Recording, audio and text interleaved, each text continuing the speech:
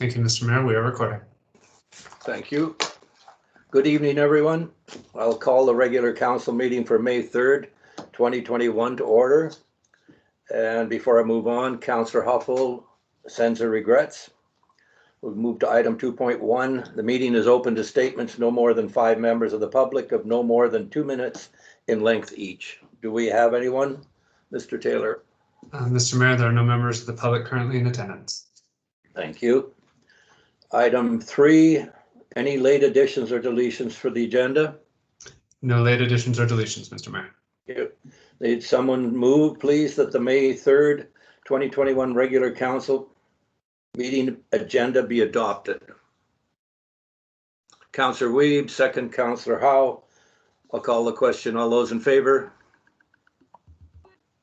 Carried. We have a delegation from the Squamish Food Policy Council. I believe Crystal Tenbrook is there to introduce a draft of good food program for the District of Lillooet. Crystal, are you there? I am. Hello. Good evening. Good evening. Thank you, and please proceed. Yeah, thank you so much for having me. I'm calling in from Squamish. It's been a little windy, rainy, and sunny here. Sounds like Lillooet today as well. I won't take up too much of your time. I'll just spend a few minutes going over what is the Squamish Lillooet Regional Good Food Program. What are the impacts and the benefits? Mostly what I look forward to hearing from you folks is any comments or questions afterwards. You would have received some supporting documents. So happy to answer any questions about those as well.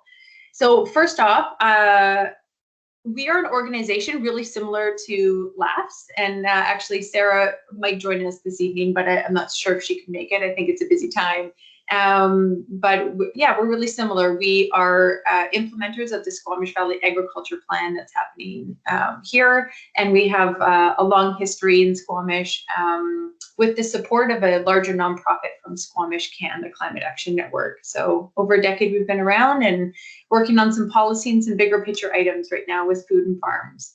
So first off, I'm here to talk about the Squamish Lillooet Regional Food Project. And essentially this is a regional-wide initiative to help establish more sustainable food systems within the region. There are so many opportunities and gaps in which I think we can all work better together to address some of those.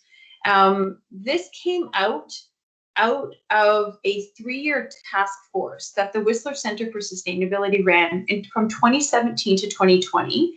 And we were members of it. Sarah also was there from LAFS and many other folks across many governments, city planners, farmers, Indigenous and non-Indigenous people. And so it's really wonderful to have such a diverse group of people with wide experiences contributing to a regional food task force, which has never happened before.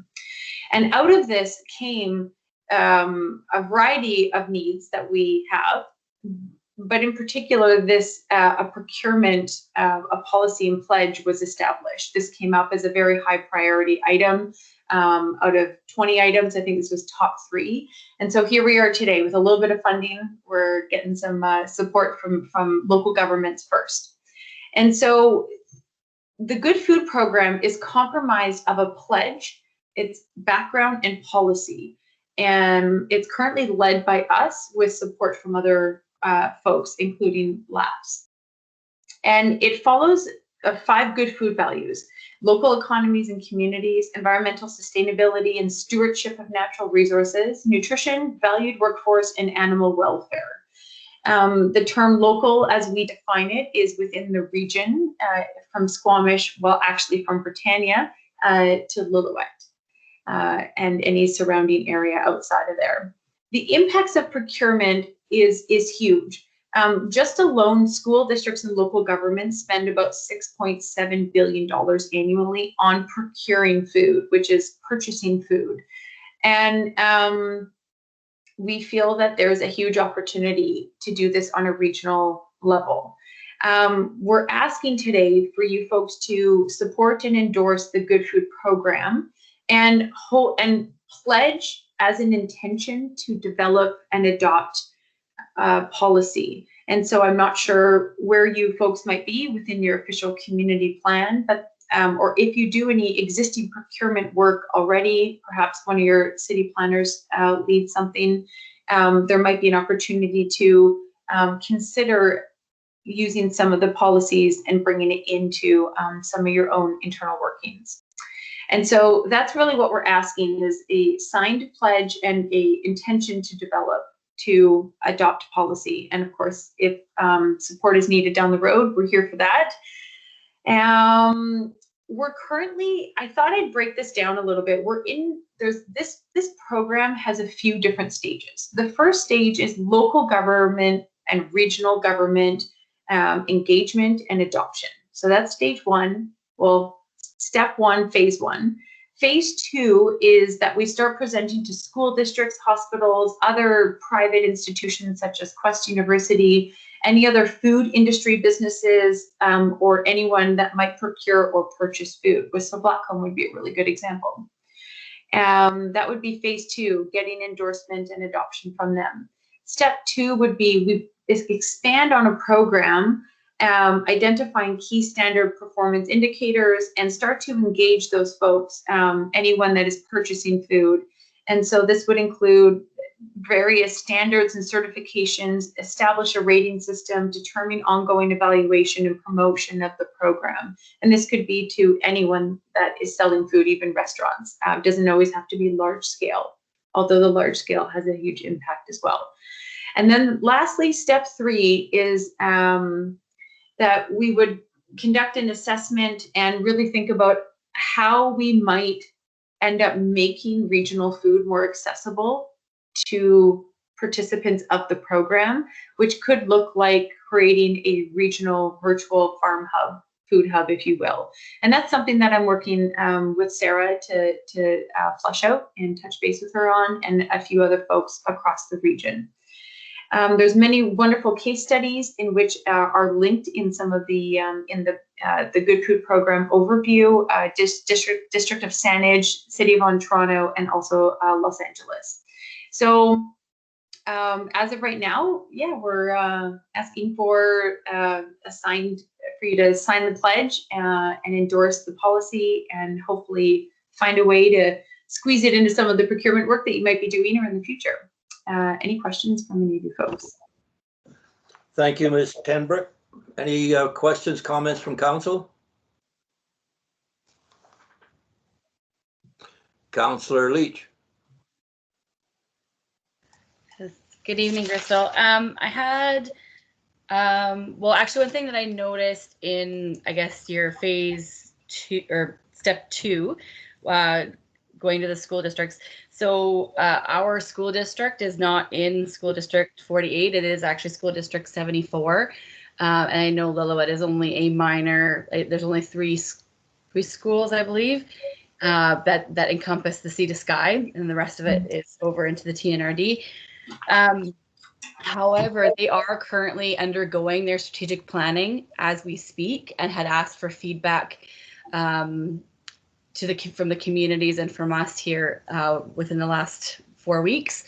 So it might be something, because they do have a hot breakfast and hot lunch program in all three schools here, and they do have policy to promote healthy eating in the area. So it might be something to kind of bring to their attention sooner rather than later, because they are doing their planning. But other than that, I fully support this. I see that there'll be challenges throughout different levels on how to actually create a policy on it. But first of all, just the education around it, I think, is important. So thank you. Thanks so much. And that school district, it's funny how everything's different between health authorities and everything. But yeah, that school district is who? It's school district 74. So the main office is out of Ashcroft. Okay. But Ashcroft and Cache Creek in that whole region. I guess it'd be in the Gold Country region. Barb can help me out with that if I'm wrong, but they are pro-agriculture as well. So it would be, like I said, it'd be something to tap into and include. That's great. That's awesome. Perfect timing. Sometimes things can move forward just because of timing. Thanks for that. Good. Thank you, Councillor Leach. Councillor Howe. Yes, thank you. Well, okay, so Councillor Leach asked and brought up some of the information I wanted to. Additionally, and I love this program, and I was, as I was reading it, I'm wondering, okay, how does the District of Lillooet specifically work with this? What can we do? So in talking with some of our staff, it came to land use, but also in terms of food purchasing, we purchase, I mean, we don't do a lot of it. So outside of the itself in food purchasing, so outside of that, I'm not entirely sure how we can uphold this to the best of our capacity, unless there's something maybe that I've missed, or if you guys have any suggestions, what you've seen other communities doing to do good by this policy and program.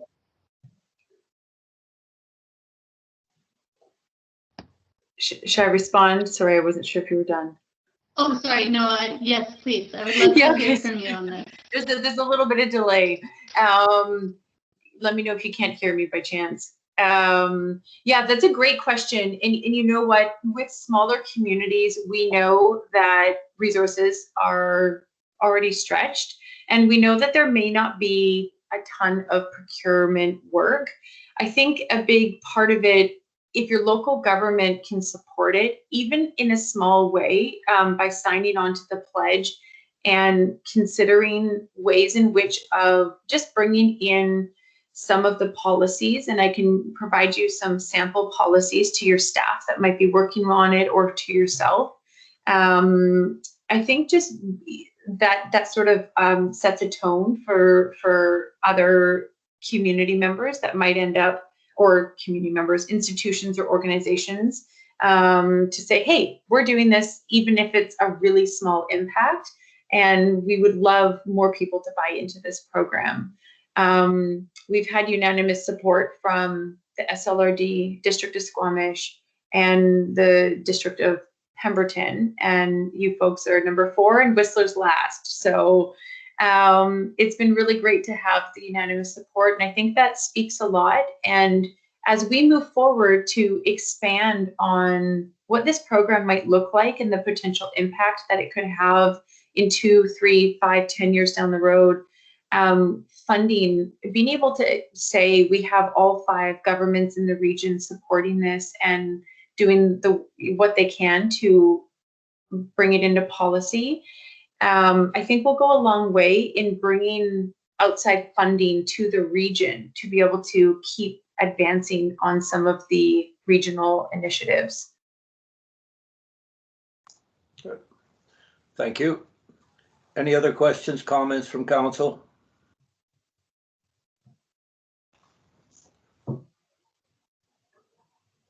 Councillor Howe, you have one?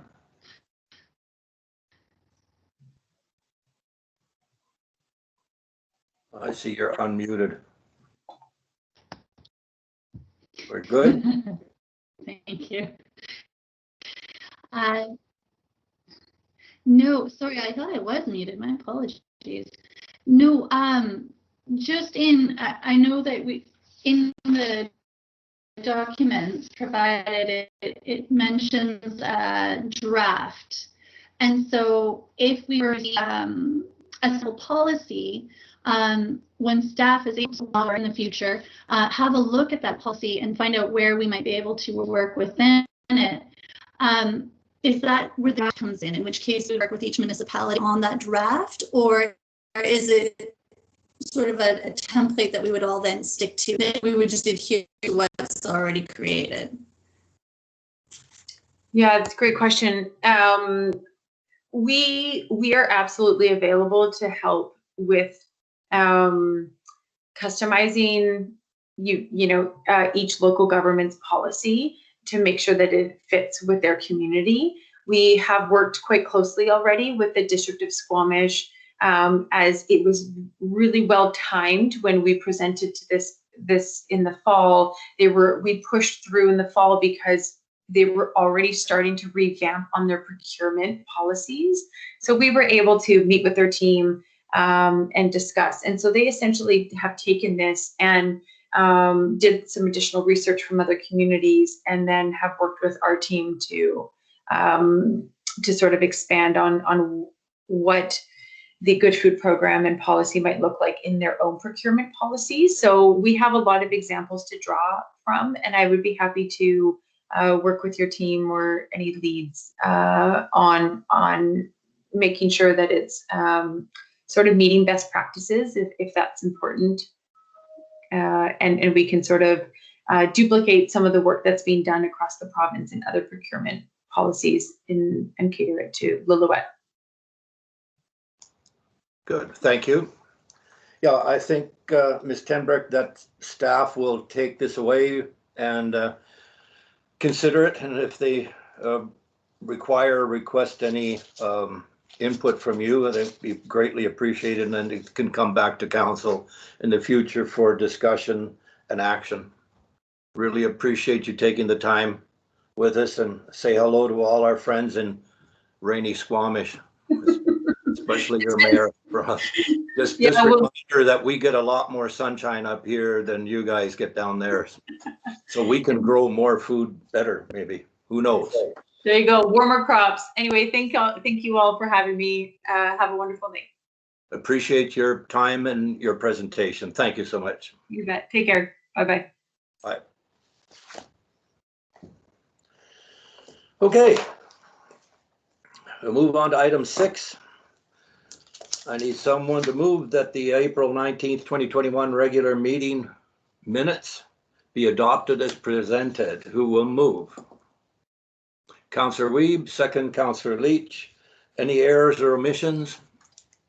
I see none. I will call the question. All those in favor?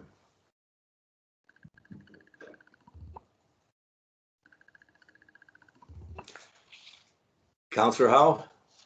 Thank you. Carried. We'll move to item 9. Any councillor wishing to have an item of correspondence removed from item 9?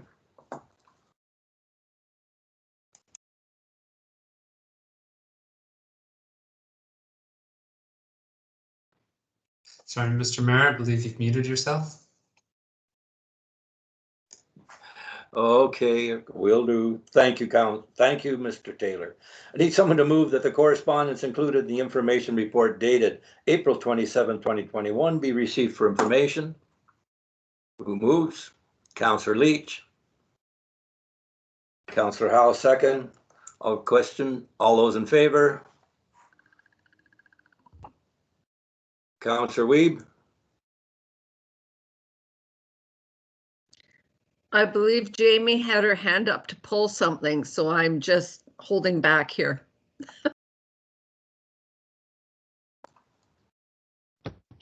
Councillor, how did you wish to have something?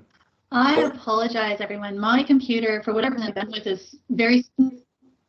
Yeah. No, I don't. I was seconding the motion, but it looks like I'm not really sure why. Okay, we'll go a little bit slower than delayed, anyway. but I do not. Thank you. Thank you, Councillor Howe. Okay, I'll call the question again. All those in favor? Councillor Howe? In favor? Can you not see me? Yeah, good. Okay. I'm in favor. I'm Are you waiting. not in- Yeah, good. I've got it now.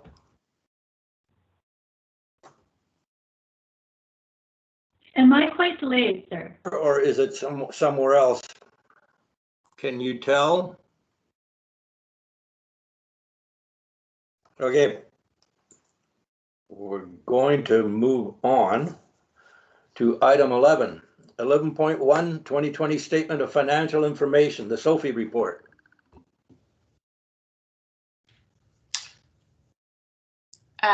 Yes, thank you, through the mayor. This is just another of the regulated reports that were required to have approved by council. Included in the report are the audited financial statements, which council previously approved. Of note in the SOFI report that people seem to have interest in are the schedule of remuneration and expenses that's laid out to give the public information on any employees of the district earning $75,000 a year or more in both salaries and wages, as well as employee expenses. And again, the schedule of suppliers of goods or services, which lays out any suppliers that we have paid more than $25,000 in the year to. So you'll find those both in the SOFI report. It is required that council receive and approve this report so that it can be submitted to the ministry. Thank you. Any questions, comments from council?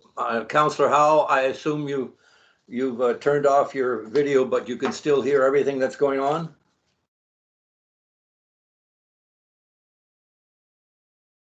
Councillor Howe, can you confirm that, please? Oh, hello. Okay, I think I'm here to stay now. So yes, I can hear you.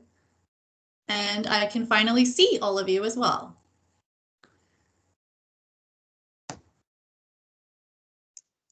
And Mr. Mayor, I apologize, but you have muted yourself again.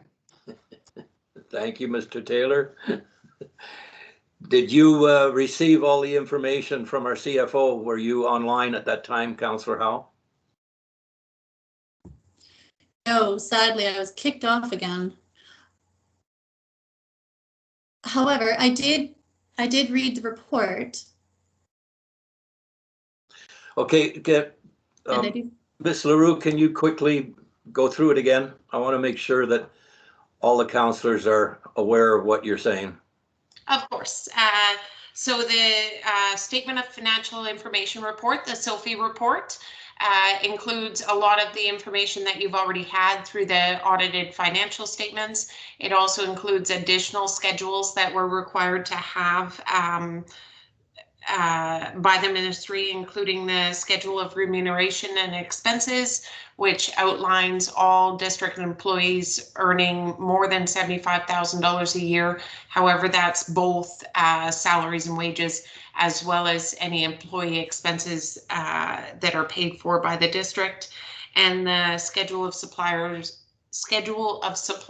of goods and services, which outlines any suppliers that we've paid more than $25,000 to throughout the year of 2020. Thank you, Ms. LaRue. Any questions, comments from council? Ms. LaRue, does that include the report from the mayor? Through the mayor, no, sorry, that is included in the annual report, which will be the next report coming to council in 2 meetings. Okay, thank you. I just wondered why you hounded me so much. I thought it had to get to this meeting. And I hope you give a better photo in there this year than last year, please. Okay, we'll move on. I need someone to move that the District of Lillooet Statement of Financial Information Report for the year ended December 31st, 2020 be approved for submission to the Ministry of Municipal Affairs and Housing, and that the Mayor and Chief Financial Officer be authorized to sign the approval of financial information page. Who will so move? Councillor Wiebe, second. Councillor Leach. I'll call the question. All those in favor? Carried. Thank you. Thank you, Ms. LaRue, and thank you, council. We'll move to item 11.2, Public Graffiti Art Management Policy. The staff will address this. Yes. Okay, so staff have worked based on the request from council to come back with options for how to implement a graffiti art program at the skate park, if council so chooses to allow that. This is the policy that staff are proposing to basically police the program. There was much research done into the potential implications of this. Unfortunately, the evidence points to all possibilities being possible. So we weren't able to actually have a definitive answer as to would this be something good for our community or would it be detrimental on the balance. It does seem to be something very unique to each community that does programs like this. And it probably relates a lot to the way that it's managed by, is it a very engaged, interactive program managed by something like the society, the Lillooet Board and BMX Society that originally proposed this? Or is it something that's a free-for-all where the community's just said, this wall here is for graffiti art, go nuts? But there's really no way to know ahead of time, which is why what's being proposed by staff as an option, if council's comfortable taking on the risks and potential consequences of it, is that it be done as a pilot program with this policy guiding it. And we'll be monitoring it and report back to council if there seems to be any problems. But no news will be good news. So if you don't hear about it for a while, then the program is running successfully. We will be working with the association and the RCMP for monitoring it. And of course, by law enforcement, we'll be watching for any sudden spike in graffiti vandalism. And I do want to be clear that there is a difference between graffiti vandalism and graffiti art. When graffiti, which is spray painting, is sanctioned by a community and managed, it is a form of art, particularly of interest to some subgroups of communities, such as youth.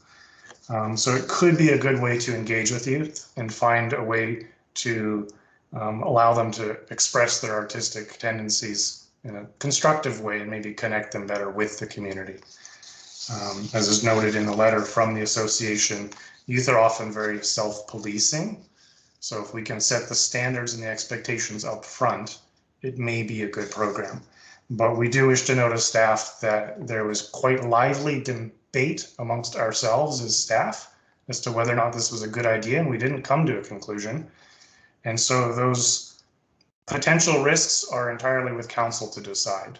We're simply recommending as a staff that if you wish to go forward, this is the policy we think that makes it possible. I'll hand it over to you. Thank you, Mr. Deniger. Any comments, questions from staff or from council? I have one. I was wondering, does it really have to come to council for us to make that decision? Can't staff make that decision, or a society that wants to operate it? Does it really have to come as a full-blown consideration from council? I would say it's best to come from council because there's no policy that exists that provides guidance to staff. If staff had, as the mayor's actually mentioned in the past, a cultural policy or an art and culture policy or anything of that sort, that might provide guidance for staff to actually just go ahead and make this decision. But because there isn't any such policy, it is always with council to decide that a policy should exist and what direction that policy gives. Okay, thank you. Any comments, questions from council? Councillor Howe? Yes, thank you. So I toggled over this one because the skate park is there, and I understand graffiti is a big part of skate culture, and I really want to support the youth having an outlet for art that fits their culture, that speaks to them. In saying that, I was in favor of it until I realized that this was, I was under the impression that it would be youth encouraged to come down at a certain point in time, supplies would be there for them, and together they would create this beautiful mural of graffiti art and so on. But then I read on to find out that it's actually encouraged that it's open, the board is open, and it's encouraged that the youth and whomever else decides to, because it's in a public space, to bring the supplies with them. And the supplies would be, say, spray paint. And that spreads a concern for me, because that's where we start to run into some challenges with risk. So now we have encouraged people to start bringing spray paint, whereas they wouldn't normally have done so in the past, down into the main street, with the purpose of creating this beautiful art. But we know not everybody is as vested and is responsible as others. So with that being said, we are here to represent our constituents who own businesses and homes near the skate park, where the traffic going towards this board would be. And I think, okay, having done some research, you know, to cover up any graffiti by somebody who really doesn't, you know, they decided they were going to do some vandalism, hadn't really thought it out, just they've got this spray paint and they're drawing a line down it, or they're tagging it, or they're putting so-and-so loves so-and-so on there. That's thousands of dollars for the owner. So although it seems like a small risk in that, okay, if there's a spike in graffiti, or a spike in graffiti vandalism, then no problem, we'll take the board down. But I'm going, okay, it's no problem to us, it's no problem to the association, but that's $1,000 or more problem to the person whose building was vandalized. So we really need to consider that. Are there other options for the youth at the skate park and youth who would like to present art or create art? Are there other options that you could use that specific board for? Could there be like a mural opportunity? And murals are actually often used to cover up graffiti vandalism. So I'm thinking, well, why wouldn't we just present the youth with an option of a mural? Or perhaps if they really want to do the graffiti, could there not be a time when the youth of that skate park are invited in, supplies are there ready for them, everybody gets to participate, and then the supplies are then removed. So just some other options. I'm not comfortable with it being a sort of a free-for-all open board concept for graffiti. Thank you, Councillor Howe. Any other questions, comments? Councillor Wiebe? Yes, I just wanted to address that for a moment. Unless we try it, we won't know. And even if we have a set time, the skate park is open 24/7. So regardless of if we say every day at 2:15, we're going to be there with the paint and the product and whatnot for people to do that, isn't going to stop other people from doing whatever they want to do after hours. So I just, wanted to address that to start with. And I'd really like to put some faith in our youth that they will use it responsibly. Okay, thank you, Councillor Wiebe. And just before I pass to Councillor Leach, we do have a relief valve, obviously, with the way staff has written this. This is a trial basis, so if it's found that it is being not considered and cared for well, then it'll come back to council and council will stop it. Councillor Leach, go ahead. Yeah, I wanted just to make the comment that it's been talked about, and I believe there's reports about it. I think the Lillooet Volunteer Connect and that entire At the Table group have talked about it, and it's about having pride in your community and feeling a part of something. And for some who this would speak to, I think it is giving them a responsibility and showing that the community is willing to accept and trust in them. I hear what Councillor Howe is saying. However, we have no proof that the graffiti and the vandalism that has happened in the community is the youth. we're speculating. So as a pilot program, you know, I think that it's something, it's a learning opportunity. It's a bridging a gap between sectors of future community leaders. Yeah, so I have no problem with it being in a pilot program and gathering some data and seeing what the outcome of it is.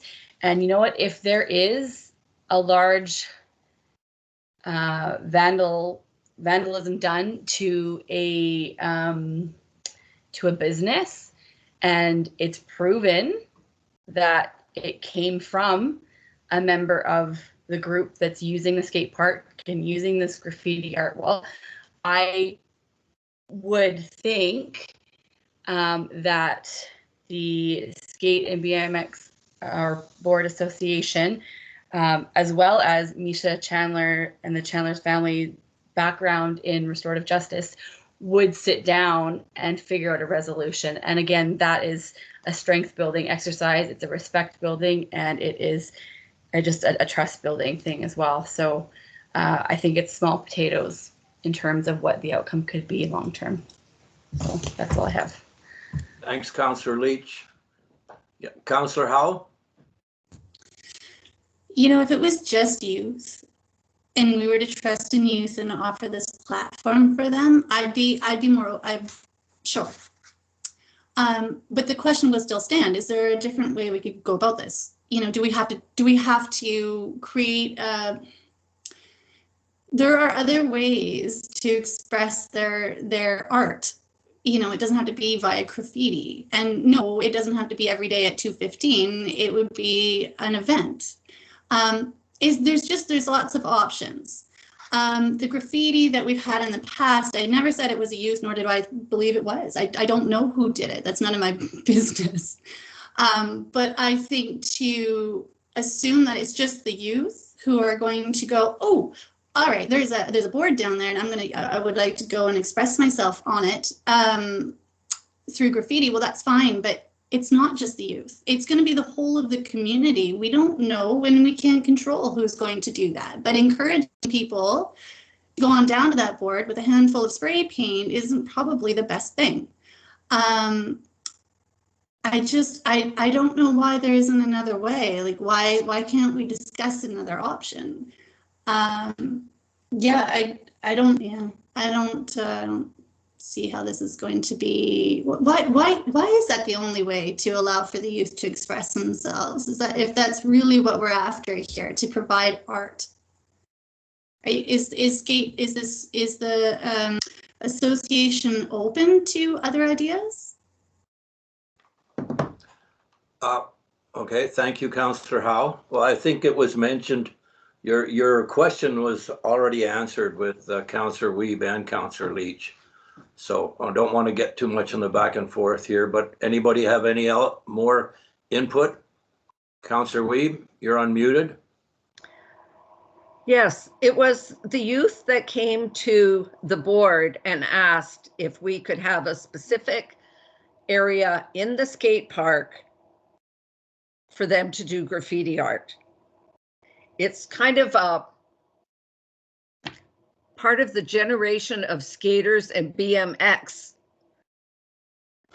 people that's what they do, is graffiti art. Just like my day and age, it was bell bottoms. I don't know where it comes from. Some of it's very unique, and like I say, some of them are very, very, very, very talented. And they came to us and approached us on doing it there, and also doing some painting on some of the concrete and whatnot there, that they actually can glide better if they have it painted and shellacked and whatever. So this is all a unique situation for me. I know Misha is very involved in the skateboard community, and like I say, it wouldn't even have to come back to council if something goes wrong. He's very willing to take it down as soon as, if anything goes awry. But after a lot of discussion with the young people down there and whatnot, we thought it was a good idea.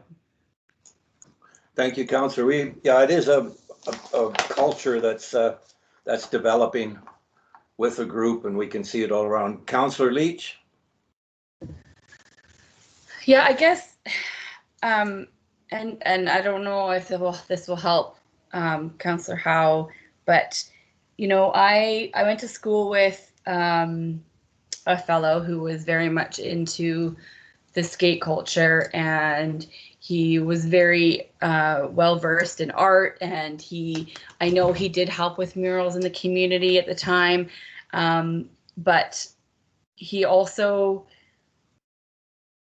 through school programs, was able to express himself in a way that he couldn't elsewhere. And I look at him now, and he is a very, very, very successful tattoo artist in Kamloops. So I'm speaking of Julian Greenman, who I actually think is a relative of Councillor Hopful.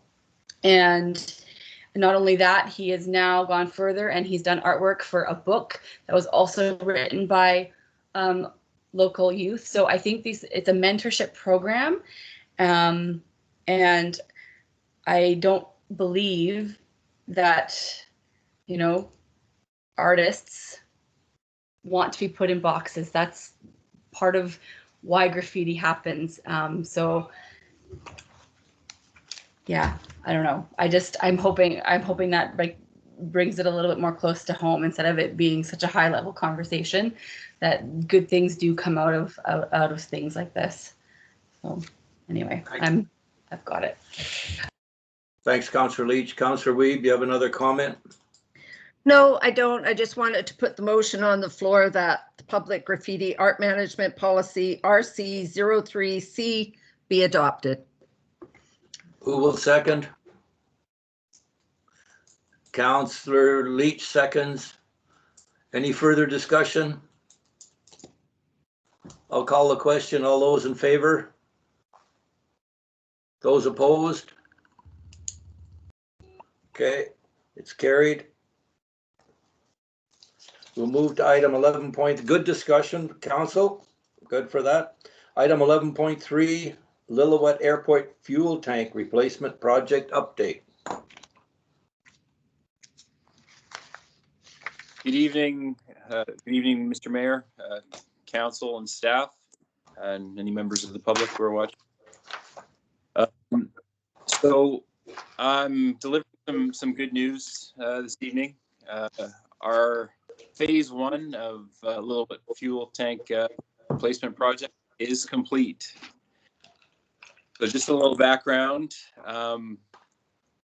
Previously, Lillooet Airport was serviced by 3 underground fuel tanks made from fiberglass with a 25,000 liter capacity. In 1997, the airport was using 2 of these fiberglass tanks. As you can imagine, underground tanks are not easy to inspect. They present some difficulties with maintenance. And you can also imagine, if there was ever a breach, the amount of downtime and lost revenues and potential lost time for emergency aircraft as well. So back in 2018, staff, looking at best practices, looked at replacement of the tanks. So again, given the age of the tanks, these tanks were installed in 1981. The average lifespan of these tanks is 25 years. These tanks have been in place for almost 40 years up until this point. So staff did believe it was definitely worth investigating replacing these tanks and moving to above ground tanks, which offer ease of maintenance and also less chance of a breach going unnoticed. So in January 2019, staff submitted a council report requesting a resolution for a grant application from the BC Air Access Program. And then the grant application was submitted prior to the February 18th deadline. We were given, or the district was given, an executed conditional agreement. The request for quotation went out in November 2019. And as another piece to this, given the age of the tanks, and this was done again under best practice, there was a study done by Golder Associates just to analyze the soil quality to make sure that there was no breaches and no hydrocarbons within the soil. So again, Golder determined that this was not the case, and they did not find that there was any sign in the 6 boreholes that were made. So Code Project Enterprises was retained for the project. However, we did not receive our announcement for grant funding until October of 2020. And as you can imagine, it's not a good timing for a project to go underway in late October. But given the circumstances and that we were given a deadline which was extended to March 31st of 2021, we did try our best to make it happen, and again, we're very successful. So in late September of 2020, we were actually given the notification, and early October, we began construction. The fuel lines and the power conduit were located, and the concrete pad was formed for the 2 tanks. Again, these 2 tanks are serving us with, are serving the community or serving Lillooet Airport with Avgas and Jet A. Jet A 25,000 liter capacity, and Avgas 8,600 liter capacity. So after the pad was poured, the fabrication of the new tanks began, and as you have seen in the attachments there, the tanks are essentially bulletproof. They are double walled, lined with 3 inches of concrete, and quite literally are bulletproof, but offer another margin of safety. In February of 2021, we received notification of the tanks were complete, and they were brought in. All electrical and fuel piping were tied in, and lighting was installed. Again, we were faced with many challenges with this project. Again, I don't want to say too much about COVID, but it definitely offered challenges. But we were offered challenges by timing as well. Getting that grant funding announcement late in the year, and still going for that construction to make that March 31st deadline, again, is quite an achievement for the district. So the total project cost was budgeted for $397,000. The actual cost was $369, $968.16. And the combined grant portion from both BCAAP and the stimulus portion was $297,750. And the district portion is was budgeted for $99,250, and the actual was $72,218.16. So you'll see the variance of $27,031.84. Again, there was many challenges with this project. COVID-19 considerations, funding issues, time setbacks, seasonal restrictions. But again, this is a really big win for the district. As you've seen with some of our other plans and projects, we're looking at bringing the Lillooet Airport into the 21st century. And I think this is a good starting point to kick it off. Okay. Thank you very much, Mr. Carr. Job well done, a good project. Any comments, questions from council?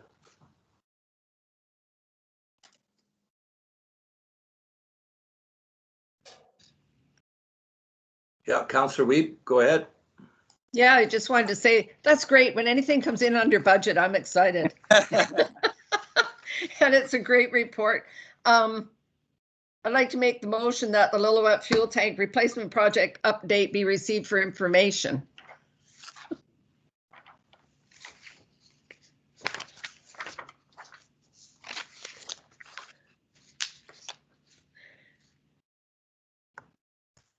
Mr. Mayor, you are muted again. Okay, I'll call the question. Those in favor? Carried. Thank you. And thank you, Mr. Card. We'll move to item 11.4. Request for release of funds for wastewater treatment plant CPU upgrades. Mr. Card. Thank you, Mr. Mayor. So again, switching departments entirely here.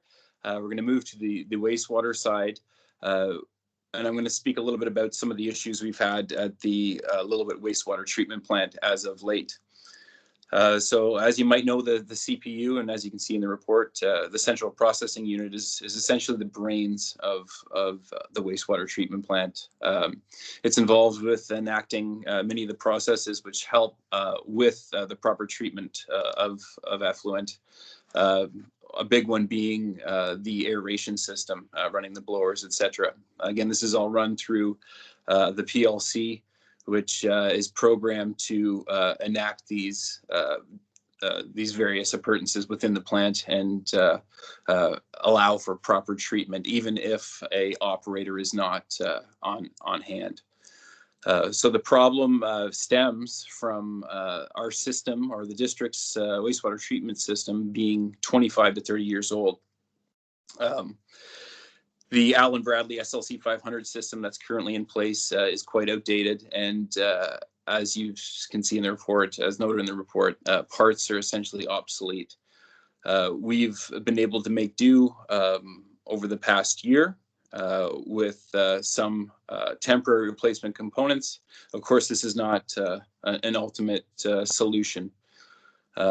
There's quite a bit of risk involved in not replacing the CPU, as you know that it runs all those important systems, but also requires, when it does fail, for an operator to go out to the plant and run it manually. Again, this could be a safety concern, but we were also concerned about the risk of the plant being down and not meeting those TSS, or those total suspended solids, and BOD, biological oxygen demand numbers, that we are required of by regulatory bodies, both provincial and federal. So we were asking for a release of funds for ComCom services to be able to install this new CPU in a timely manner and get it back into a safe running state. So their work plan is basically to upgrade the SCADA PLC with analog and discrete interface cards. They're also going to provide the tech cable, all the wires and the relays and indicator lights that you see on a PLC. Also, the big piece is the PLC programming and testing. Again, there's going to be troubleshooting involved, and this could take up to 2 weeks. The HMI, the human machine interface, reconfiguration and setup. So that's actually what the operators can see and interact with and program themselves to help with set points and things like that are so important in plant operations. And also the electrical engineering permits, etc., and electrical permits. So again, we're asking for a release of $40,000 for this project. So the total cost is actually $39,319, but we're asking for a small contingency to bring it up to the $40,000, so we can get our CPU in a good state, which will serve us for the next 20 years. Thank you, Mr. Card.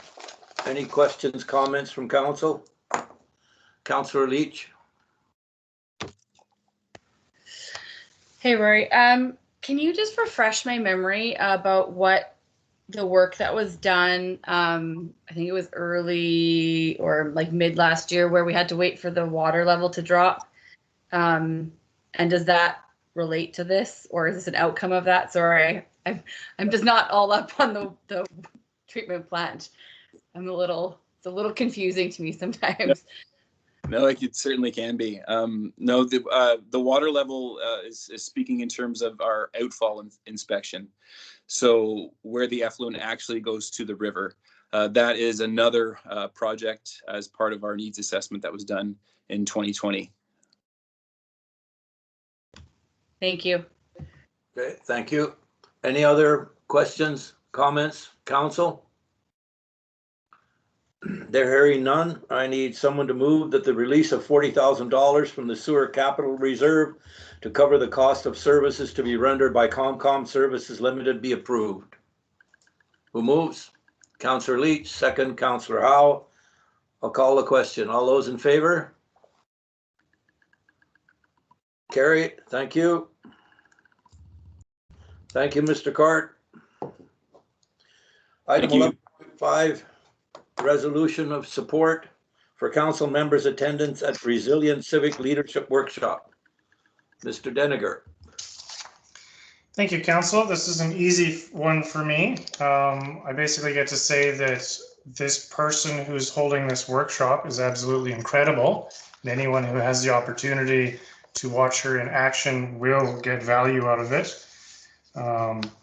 Ms. Kaylin Sukra, that is. I've read her book a couple times. It's fantastic. I'm waiting for part 2 of the book. I can hope. But yeah, so if anyone on council would like to attend this, we do require by policy that council authorize itself to spend money to do any sort of training or conferences. So it's over to you. Pick the names and vote. Okay, thank you. Is it virtual or is it going to be in attendance out of It town? is virtual like all things nowadays. Okay, thank you. What's the pleasure of council? Let me hear from you. Councillor Wiebe. I would like to attend. I just need to know if the district does the registration or if we register ourselves and get reimbursed. Okay, It's probably easiest for staff to handle the registrations for you. Councillor Howe.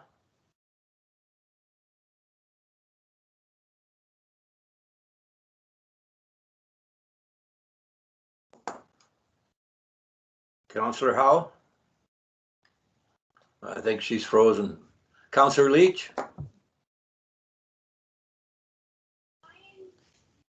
Yes, I would like to attend as well. And I believe in the report too, it just says that myself and Councillor Wiebe had heard her speak, but I think Councillor Howe was also in attendance at Silga as well. So you feel that Councillor Howe would like it to be included as well. Is that what I get from you, Councillor Leach? Or Councillor Wiebe? Good, okay. I think Councillor Howe is having a problem there. All right, Councillor Wiebe, go ahead. I'm never sure if you can see me or if you think I'm talking about something else. And I did check with Councillor Hopful, and because of the times of day and the length of time of it, she cannot attend. All right, so let's give, unfortunately, Councillor Howe is offline for the moment, but do I get it from you too that you're, yes, Mr. Deniger? I have just received correspondence from Councillor Howe that she would like to attend as well, but she's fighting the internet right now. Okay, got it. All right, let's get to it. I need a resolution that staff recommend the attendance of the following members of council at the Resilient Civic Leadership Workshop be funded from the 2021 budget. Councillor Wiebe, Councillor Leach, and Councillors Howe. Who will so move? Councillor Wiebe, second, Councillor Leach. I'll call the question. All those in favor? Carried. Thank you, guys. Okay, item 12.1. Delegation of authority to administer COVID-19 outdoor business extensions. Thank you, Mr. Member. Before I get to that, I actually just need to backtrack to item 11.3. We didn't actually get a seconder on that motion. Councillor Leach, would you be willing to second that motion for the minutes? Yes, I will. Thank you very much. Okay, I guess I was muted, but I did say under mute, Councillor Leach was second because I saw her hand go up, but I was on mute. Understood. Thank you. We don't need to vote on that again. Item 12.1. So at the April 19th, 2021 regular council meeting, council passed a resolution to permit restaurants to operate for municipally owned properties directly adjacent to the parcel under certain conditions. So naturally, since then, there have been other inquiries that do not ask to do that at all.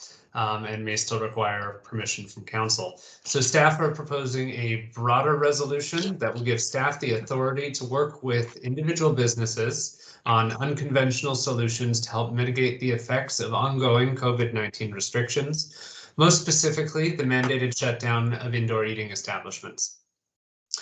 For example, the Wheelhouse has requested authorization to set up a tent for additional outdoor seating within the adjacent lot on the corner of Main Street and 8th Avenue. The proposal is not on a municipal right-of-way, but is on another lot that also functions as parking for the restaurant.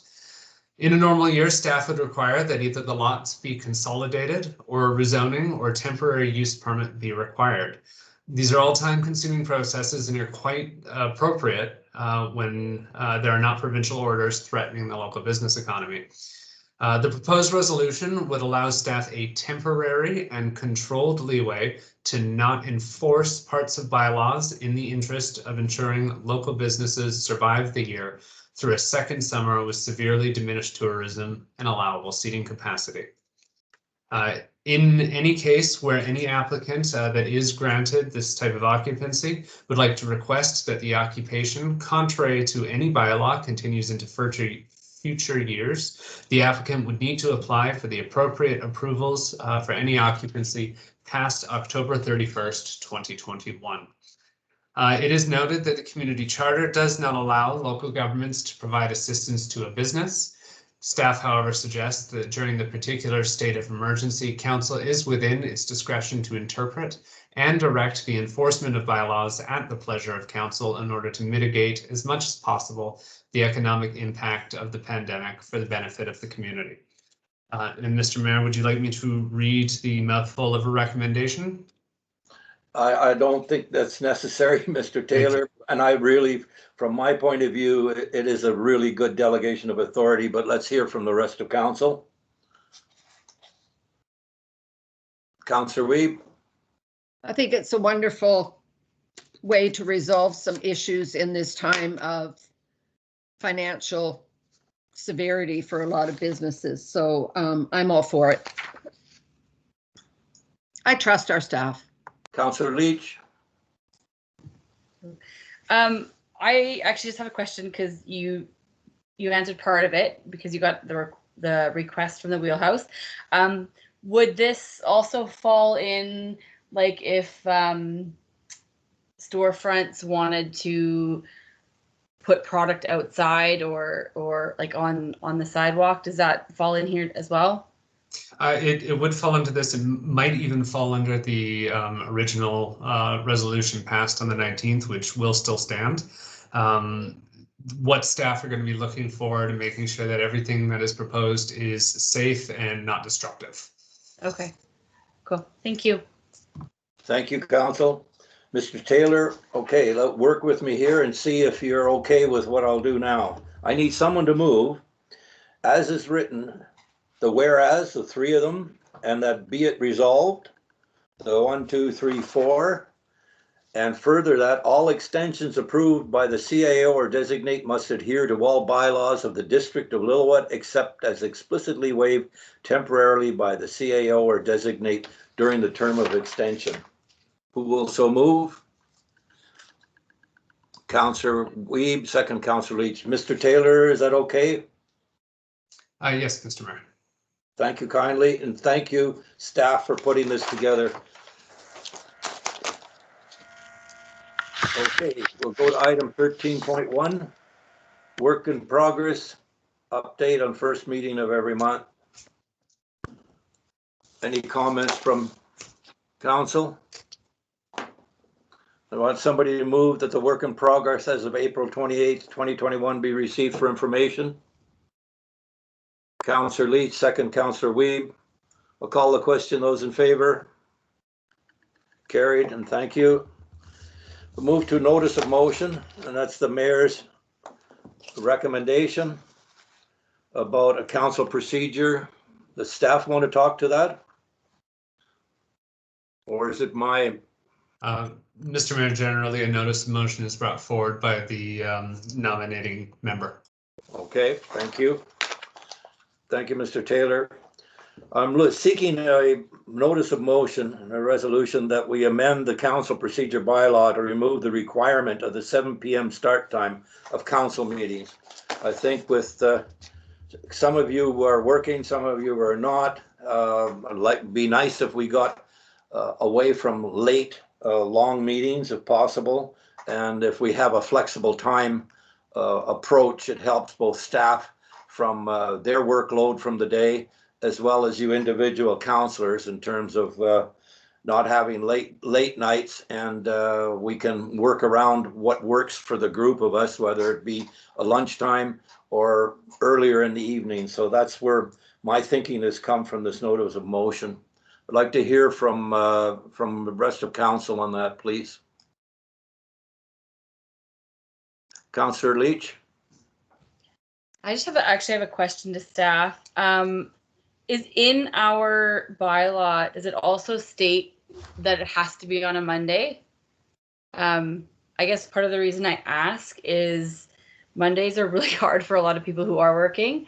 If we were to move it earlier, I would much rather prefer it like an earlier day, like in the middle of the week. I don't know if that works with staff, or I'm just curious as to what the wording is because I don't have the bylaw in front of me.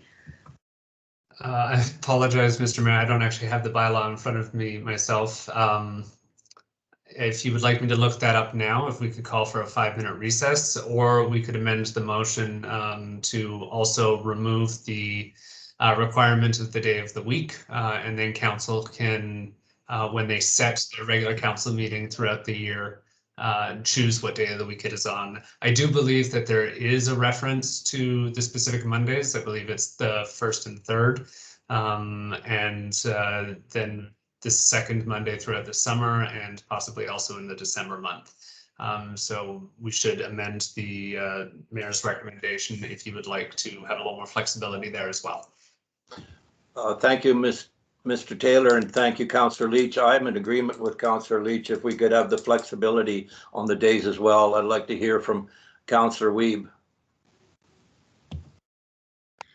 I'm good with it as long as we take into consideration that Wednesday, Thursday SLRD thing on the 3rd or 4th week, depending on which one we decide we're doing. I love the idea of having earlier meetings. I don't know if it's an age thing or what it is, but I'd rather eat dinner later than be doing 10 o'clock meetings. So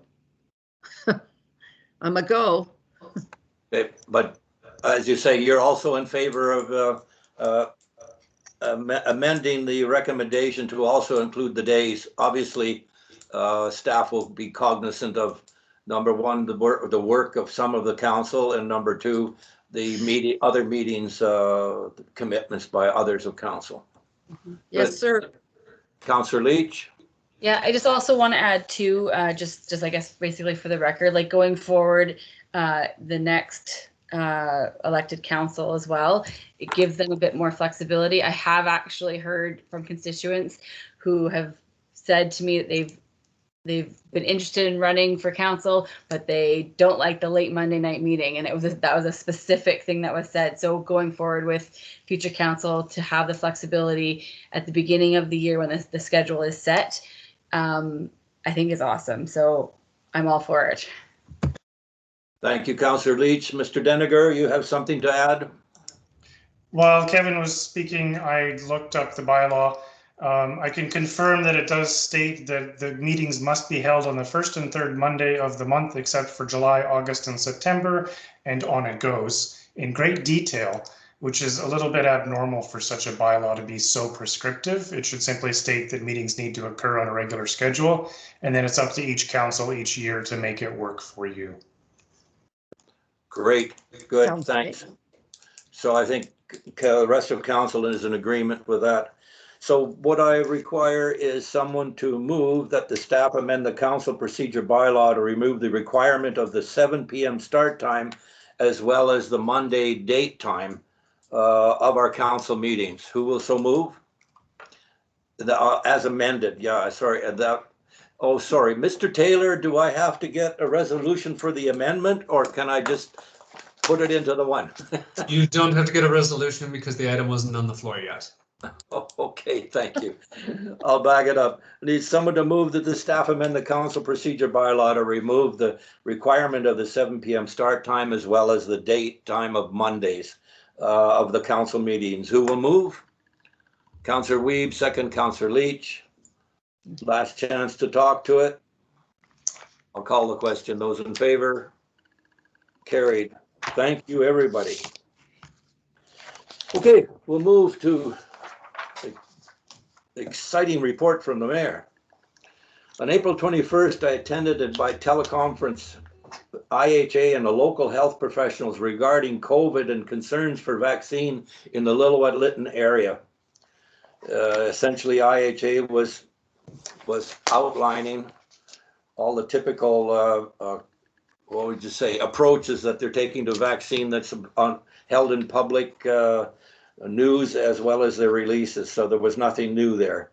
April 22nd, I attended a Zoom call with Interior Health and the Mayor's Roundtable from the region, which was just essentially an update on the vaccines on our Interior Health area.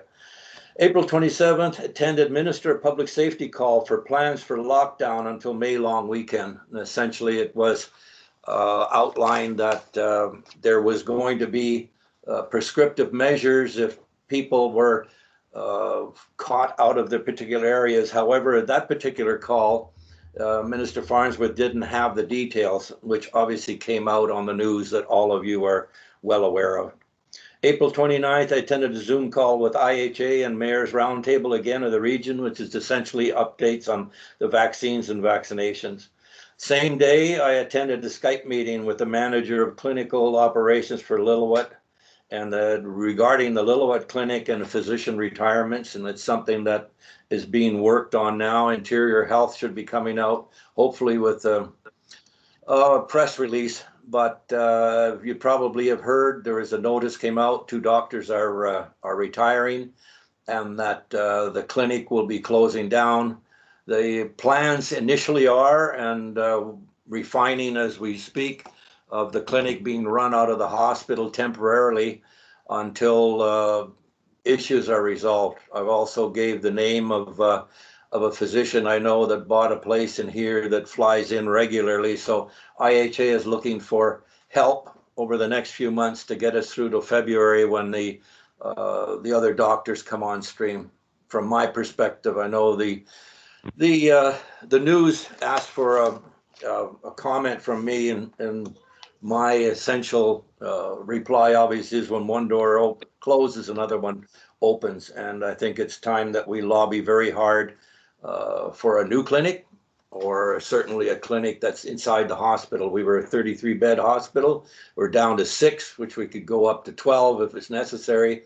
So this would relieve the pressure on physicians coming into our area, having to assume a business, et cetera, et cetera. Also, I believe that the fee structures have to be reviewed, and consideration has to be given for our healthcare professionals. And I know you guys were lobbying that with SILGA and going to UBCM. Well, we just can't wait that long. We're fortunate to have the RCMP support housing for their detachment members, and we need the same kind of thing to attract physicians or healthcare professionals in, so they have a place to live and see if we can attract them and keep them here to this area. So it's top on the list for us as a council, and I will keep you guys apprised every moment that I get any new information. That's it for me. Councillor Howe, are you there? I saw you briefly on. Yeah, you're there. Let's see, there might be a problem. So I'll move on. Go ahead, Councillor Howe. Can you hear me? Okay, so thankfully, not a lot to report right now. Wednesday the 28th, I was a participant in the SILGA AGM, which was amazing as always. But I'm assuming everybody else has reported on that, so I'll just leave it there. Thank you. Okay. And we're looking at Councillor Leach. Hello. So yeah, I attended the Silga AGM on the 28th. I won Diane Kalen's book because I shared that she was a speaker, and so I'm super excited to get it and then share it with everybody. And then also now go and attend her workshop. Thanks for passing that tonight. There was a lot of interesting conversations at Silga. Funny enough, the one thing that really stood out was actually a conversation I had with I think she was from Salmon Arm, a Salmon Arm city councillor, during our lunch break, because we were just tossing things around, like things that we've learned being on council, etc. And she said that one of her takeaways has been that friction gets things done. And it is so true, and it applies to so many different areas, whether it be constituents being upset over something or friction between people at the table or between staff or whatever. It definitely gets things moving, and I thought that was really awesome for her to actually put out there, and it's given me some great deal of insight. So and other than that, we got 3 out of the 5 resolutions supported, which I think was a pretty good go for it being this council's first time submitting resolutions through Silga. And then I just wanted to remind everybody that May 6th is the Beautification Committee's planting. If you're still thinking about wanting to adopt a flower bed or a flower planter to plant and take care of this summer, please reach out to Betty Weaver. They are still looking for volunteers. So that's all I've got. Thank you. Thank you, Councillor Leach. Councillor Weeb. Boy, I'm having trouble with this mic thing. It shows me on when I'm off and on, whatever. On April 21st, 22nd, and 23rd, I volunteered at the vaccination clinic, and was amazing how well behaved everyone was, including me, and everything just flowed through. They had 10 tables and 10 sites. It was so well organized. On the 21st, I attended a skateboard meeting, more discussions about the graffiti board and what we do if things run amok and this, that, and the other thing. So I'm really hoping the pilot project goes well. The 28th, I also attended the Silga AGM, and am very proud to announce that I am back on the Silga board as a director at large. 32 resolutions were put on the floor and 29 were carried off to UBCM. So I think that's a great achievement. Next year's convention hopefully will be live and in person in Salmon Arm from April 26th to the 29th, and it should be a good time. 28th, I attended a Gold Country meeting, and there was a lot of discussion on board governance and a virtual FAM tour and how to make that work. And other than that, I'm here today. Lots of work in the garden. Thank you, Councillor Weeb. Councillor Leach, go ahead. Sorry, I just totally forgot one very, very important note. Swims has reached their April goal, and they are sitting at $152,000. So they've successfully raised $50,000 each month since the start of the fundraiser. So it's a huge, huge accomplishment. And now that they've reached that, the next threshold, a lot of the businesses are supporting it. So I just wanted to say thank you, because they're definitely making this happening. So sorry, I just needed to make sure I get that in there. Good for you, Councillor Leach, and please congratulate them and say they have council's best wishes moving forward. Great news. Okay, item 17.1, Mr. Deniger, CAO report. So I had a whole page of notes here, but following that news, it can't stand up to it. So I'm just going to try to come up with something better for the next meeting. But no, I don't actually have a report for this meeting. That is wonderful news, Councillor Leach. Well, you could have made something nice up, but Thank you, Mr. Deniger. Okay, we'll go to item 19.1. The meeting is open to questions from the media and public. Mr. Taylor, any questions from media or public? If there's any member of the public in attendance who would like to ask a question, please turn on your camera now.